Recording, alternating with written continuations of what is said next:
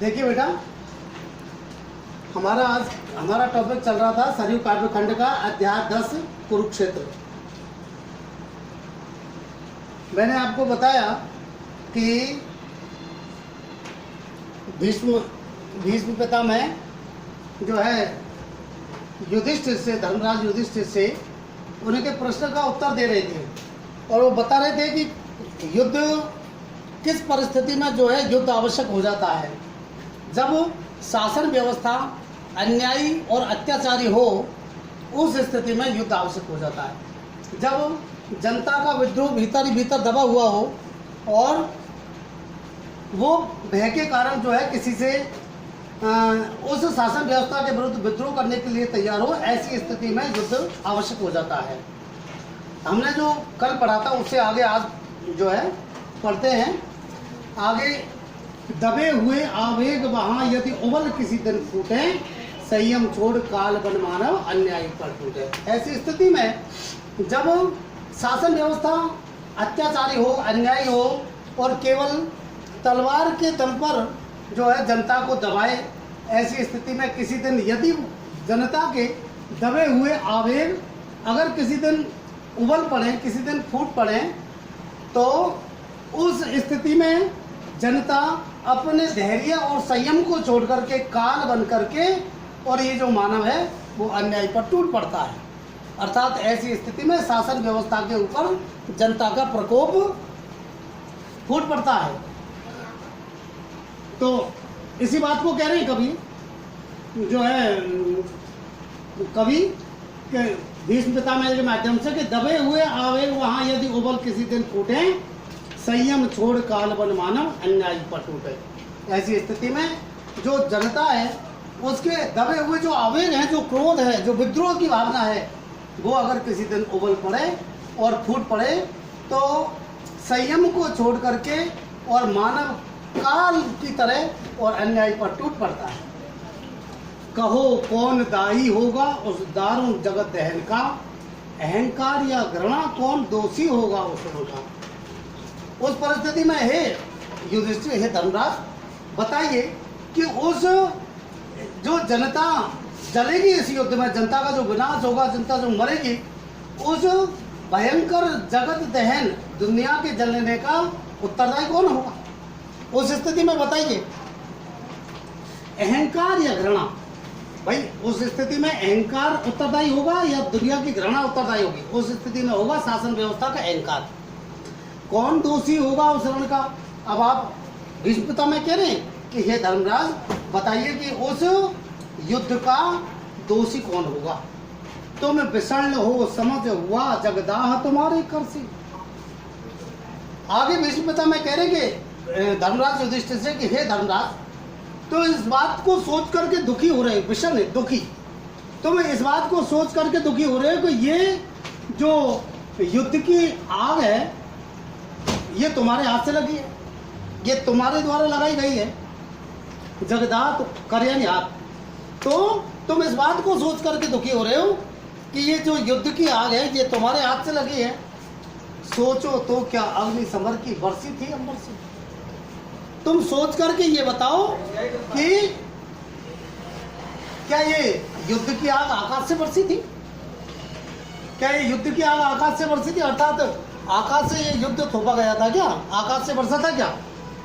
अर्थात ये न तो तुम्हारे हाथ से युद्ध की आग लगी है और न आकाश से ही इस युद्ध की आग बरसी है, अथवा अकस्मात मिट्टी से फूटी थी यह ज्वाला। अथवा ये बताइए, अथवा ये अकस्मात मिट्टी से तो ये युद्ध की ज्वाला फूट नहीं पड़ी थी, ये युद्ध की ज्वाला मिट्टी से नहीं फूटी थी, या मंत्रों के बल से जन्मी थी यह निशिखा कराला, या फिर ये जो है युद्ध की ये जो आग है, भयंकर आग, ये कोई मंत्रों के बल से नहीं जन्मी थी, मंत्रों के बल से भी नहीं जन्मी थी, मिट्टी से भी नहीं निकली थी।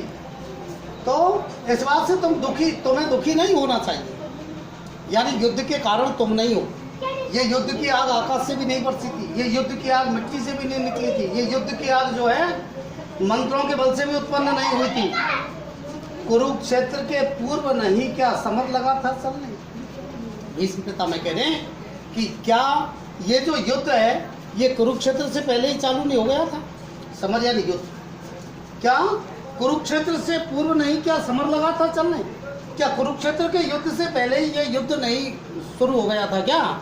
वो ये धर्मराज युधिष्ठिर से पूछ रहे, वो उसका कारण बता रहे।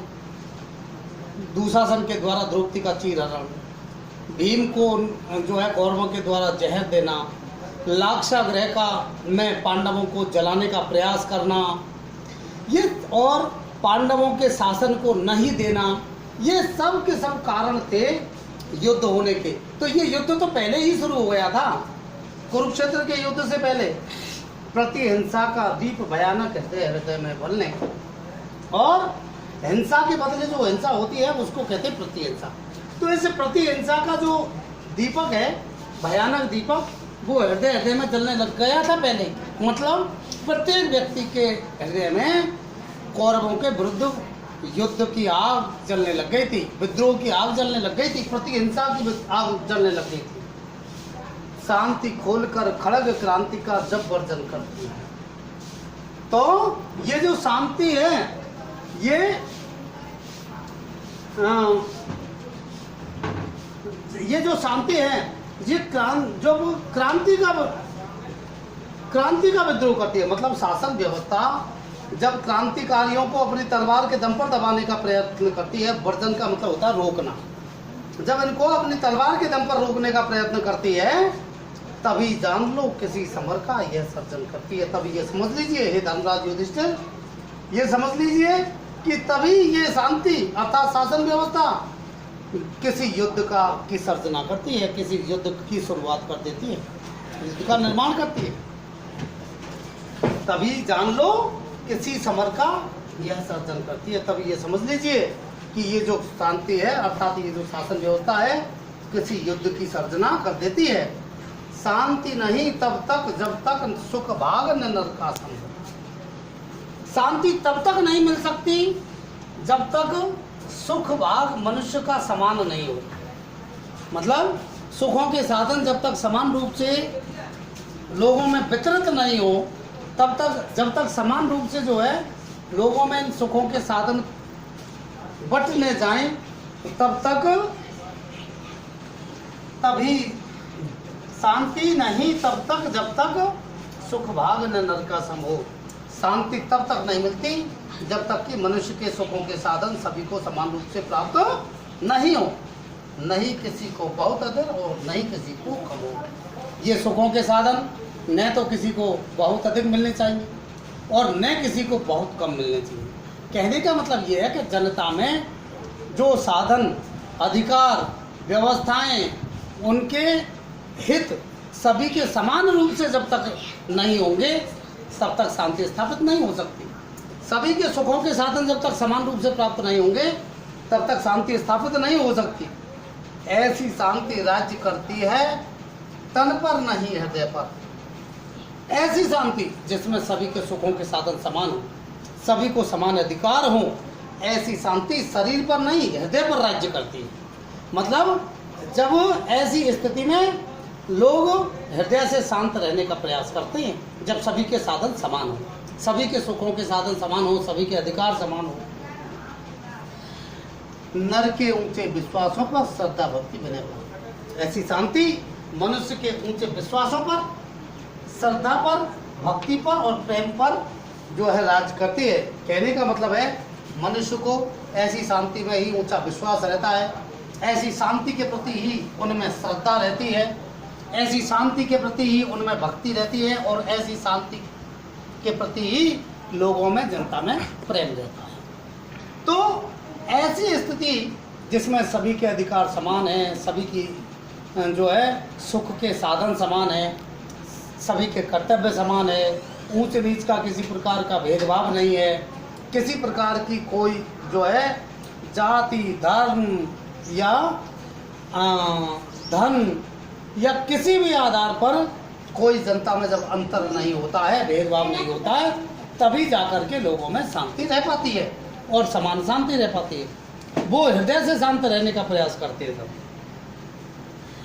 न्याय शांति का प्रथम न्यास है, जब तक न्याय न आता जैसा भी हो महल शांति का सुदृढ़ नहीं रह पाता। तो ये बताया कि शांति की पहली धरोहर क्या है? न्याय है। शांति, जनता में शांति तभी रह पाती है जब सभी को न्याय मिले। तो न्याय शांति का प्रथम न्यास है। तो शांति का पहली धरोहर क्या है? न्याय। जब तक न्याय नहीं आता, जब तक न्याय नहीं आ पाता, जब तक सभी को न्याय नहीं मिल पाता, जैसा भी हो महल शांति का सुदृढ़ नहीं रह पाता। शांति का कैसा भी महल हो, शांति की कैसी शासन व्यवस्था हो, वो स्थायी नहीं रह पाती, सुदृढ़ नहीं रह पाती, टिक नहीं पाती। क्योंकि न्याय जब नहीं होगा और कुछ लोगों के साथ में अन्याय किया जाएगा तो उनमें विद्रोह की भावना फूटेगी। विद्रोह की भावना फूटेगी, एक न एक दिन वो विद्रोह होगा और शांति का कैसा भी महल है, शांति की कैसी भी शासन व्यवस्था है, वो शांति की शासन व्यवस्था समाप्त नहीं हो पाती। अर्थात जो है विद्रोह हो जाएगा, क्रांति हो जाएगी। तो इस प्रकार से वो समझाने का प्रयास करते हैं कि शांति व्यवस्था से ही और न्याय से ही शांति व्यवस्था रखी जा सकती है।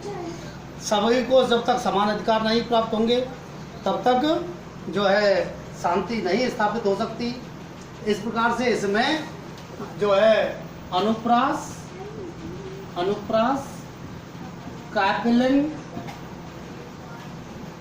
काव्यलिंग और आक्षेप अलंकार है।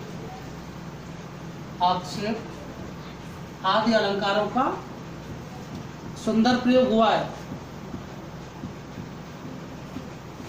सुंदर प्रयोग हुआ है। ठीक है। और कवि ने शांति जनता में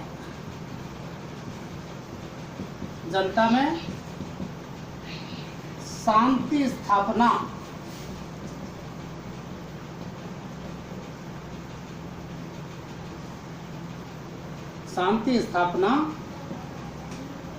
का मार्ग बताया है।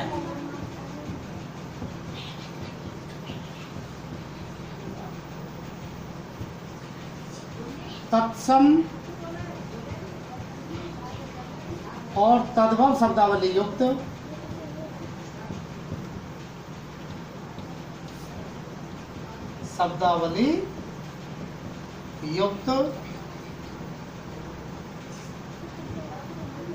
खड़ी बोली हिंदी भाषा का प्रयोग हुआ।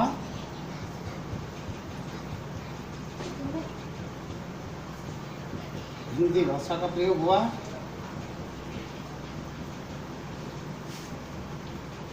ठीक है। भाषा में लाक्षणिकता है।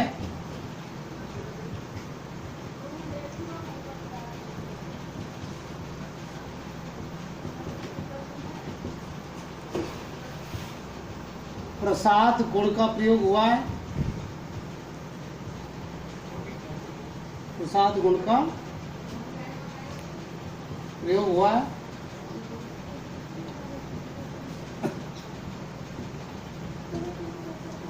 और जो है मुक्तक छंद में लिखी गई रचना है। मुक्तक छंद में लिखी गई रचना है। ठीक है। इस प्रकार से इसमें अनुप्रास, काव्यलिंग, आक्षेप आदि अलंकारों का सुंदर प्रयोग हुआ है। आदि अलंकारों का प्रयोग हुआ। ठीक है। जनता में शांति व्यवस्था कैसे रखी जा सकती है, शासन व्यवस्था कैसी होनी चाहिए, ये कवि ने इसमें बताने का प्रयास किया है। तत्सम और तद्भव शब्दावली खड़ी बोली हिंदी भाषा में लाक्षणिकता है। प्रसाद गुण का प्रयोग हुआ है और मुक्तक छंद में लिखी गई है। इसके बाद में हम पढ़ाएंगे खत।